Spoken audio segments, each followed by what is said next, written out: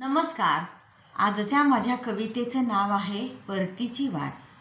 जेव्हा माणूस आपल्यापासून दुरावतो, लांब जातो,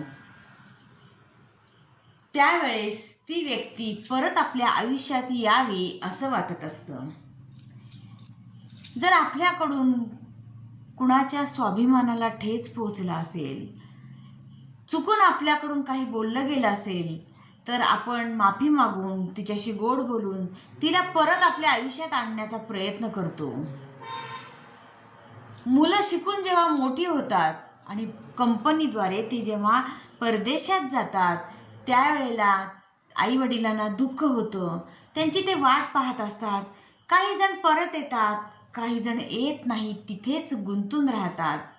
हेच परतीची वाट या कवितेमधून मी मांडण्याचा प्रयत्न केला आहे. ऐकूया परतीची वाट.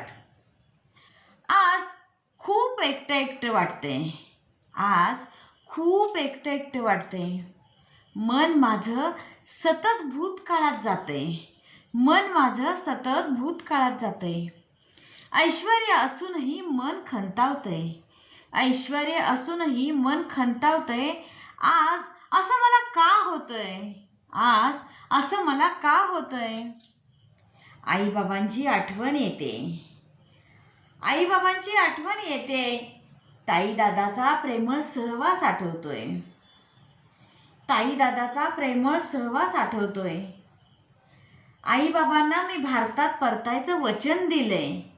आईबाबांना मी भारतात परतायचं वचन दिलंय. इथल्या मोहमायेत गुंतल्यानं जाणं माझं लांबतंय. इथल्या मोहमायेत गुंतल्यानं जाणं माझं लांबतंय. बाळ कसा आहेस तू? आईचा शब्द आठवतोय. बाळ कसा आहेस तू? आईचा शब्द आठवतोय.